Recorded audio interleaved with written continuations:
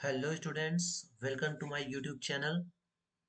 Students, आज हम लोग एरिया ऑफ पैरेललोग्राम पढ़ना स्टार्ट करेंगे, जिसमें हम लोग पैरेललोग्राम क्या होता है, उसके बेसिक कैरेक्टरिस्टिक्स या बेसिक प्रॉपर्टीज क्या होती हैं ये पढ़ेंगे, और कुछ एक दो इम्पोर्टेंट क्वेश्चंस भी डिस्कस करेंगे।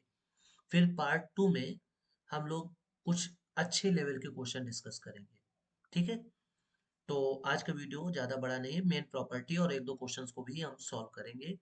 फर्स्ट टाइम चैनल पे आए हैं, सब्सक्राइब कीजिएगा। ऑलरेडी सब्सक्राइब्ड हैं तो ऐसे यूजर्स के साथ जरूर शेयर करें जो ऑलरेडी इसी क्लास में पढ़ाई कर रहे हो। ठीक है, तो बढ़ते हैं अपने फर्स्ट क्वेश्चन पर। लेकिन फर्स्ट क्वेश्चन पे बढ़ने से पहले आप ये समझ लो कि पैरेललोग्राम होता क्या है।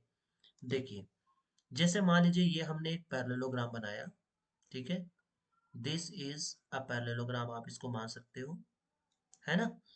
पैरेललोग्राम में देखिए, इसको हम थोड़ा सा इस तरीके से टिल्ट किए दे रहे हैं। ठीक, अब देखिए, मान लीजिए कि ये ए बी सी डी एक पैरेललोग्राम है। तो सबसे पहले इसकी बेसिक प्रॉपर्टी की बात कर लें ताकि आपको कोई दिक्कत ना हो। ठीक है, इसको मैंने यहाँ लिख दिया, इसको मैं मिटा देता हूँ।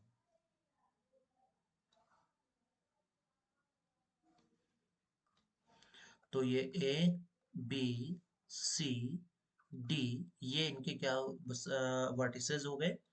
ठीक है, अब वर्टिसेस में देखिए, सबसे पहली बात आप ये समझ लो, सबसे फर्स्ट थिंग, ठीक, क्या पहली चीज समझनी है कि जो अपोजिट साइड होते हैं, मतलब पहली प्रॉपर्टी की बात करें तो A B equals C D and B C equals D A, ये आपको याद रखना है।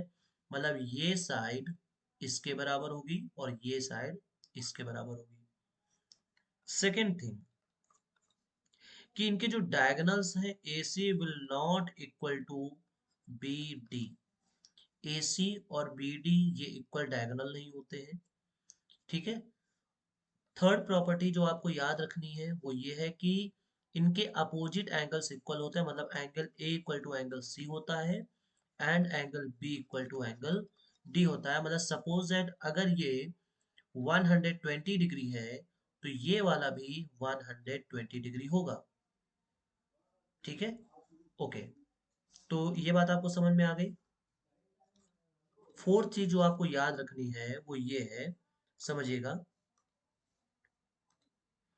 देखिए, जैसे मान लिया कि हमने यहां से एक डायगोनल ये ड्रॉ किया और यहां से एक डायगोनल ये ड्रॉ किया। अब इस केस में होगा क्या, समझिएगा। इस केस में होगा ये कि सपोज अगर ये ओ पॉइंट पे इंटरसेक्ट कर रहा है तो ये एक दूसरे को बाइसेक्ट करते हैं।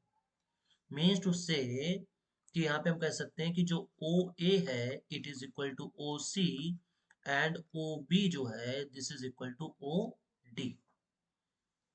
ये बात क्लियर हो गई। ठीक है, तो ये बेसिक प्रॉपर्टीज आपको याद ही रखनी है। अब अगर बात करें, चूंकि हम एरिया निकाल रहे हैं, तो एरिया का जो फार्मूला होता है वो होता है 1/2 sum of parallel side into height, ये आप लगा सकते हैं। अदरवाइज बेस इंटू हाइट, या कह सकते हैं base into altitude. Base into altitude हम लोग इसका फार्मूला लगा सकते हैं। अब मतलब क्या है, जैसे मान लीजिए आपने बेस माना है सी डी, मतलब आपने कंसिडर किया है कि ये जो सी डी है ये क्या है, बेस है। तो फिर हमें एल्टीट्यूड में यहां से यहां तक इसका परपेंडिकुलर रखना पड़ेगा। लेकिन अगर आप बेस ये मान रहे हैं ए डी, तो फिर हमें ये परपेंडिकुलर यहां से यहां वैल्यू रखनी होगी। क्लियर है, ओके। सो फर्स्ट क्वेश्चन पे बढ़ते हैं। देखिए, फर्स्ट क्वेश्चन पे पहला क्वेश्चन है कि in the given figure ABCD is a parallelogram A E. ठीक है, मैं यहाँ पे लिख दे रहा हूँ, समझिएगा। A B C D E F. ठीक है, ये डॉटेड लाइन यहाँ से लेके यहाँ तक की ये डॉटेड लाइन है। और यहां से लेके यहां तक की ये डॉट लाइन है ना। और बाकी ये 90 डिग्री है एंड दिस इज 90 डिग्री। कहा क्या गया है कि ए बी इक्वल्स जो है, ए बी इक्वल्स कितना है 16 सेंटीमीटर, और ए ई इक्वल्स यानी एल्टीट्यूड 8 सेंटीमीटर। ए ई क्या है, एल्टीट्यूड है। अच्छा बताइए, जितना ए बी होगा उतना ही सी डी होगा, तो इसको हम सी डी के भी इक्वल बोल सकते हैं क्या, क्योंकि अपोजिट साइड इक्वल होती है। उसके बाद कह रहे हैं कि सी एफ यानी एल्टीट्यूड गिवन है। सी एफ इक्वल टू कितना गिवन है 10 सेंटीमीटर, और हमसे ए डी फाइंड करने के लिए कहा है, ये वैल्यू निकालने के लिए कहा है। तो देखिए यहाँ पर क्या करेंगे हम लोग, area of A B C D निकालेंगे, area of A B C D. लेकिन यहाँ पे दो तरीके से निकालेंगे। कैसे, area of A B C D equal to area of A B C D, वही बात है, ये सेम चीज का निकाल रहे हैं। तो क्या होगा, हम सबसे पहले मानेंगे ये बेस है, ठीक है, बेस इनटू हाइट यानी एल्टीट्यूड इक्वल टू, इधर भी यही रखेंगे, बेस ए डी और इसका एल्टीट्यूड सी एफ।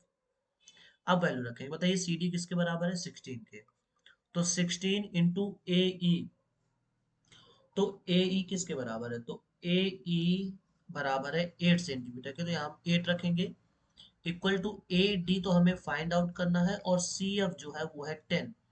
तो बताइए ए डी इक्वल्स कितना आएगा, 128 अपॉन 10, दैट इज 12.8 सेंटीमीटर। यानी ए डी की वैल्यू दिस बेस जो होगा वो कितना होगा 12.8। अब अगर आप इससे ये कहा जाता कि इसका आप पेरीमीटर भी बताओ, तो पेरीमीटर मतलब क्या होता है, सम ऑफ ऑल साइड।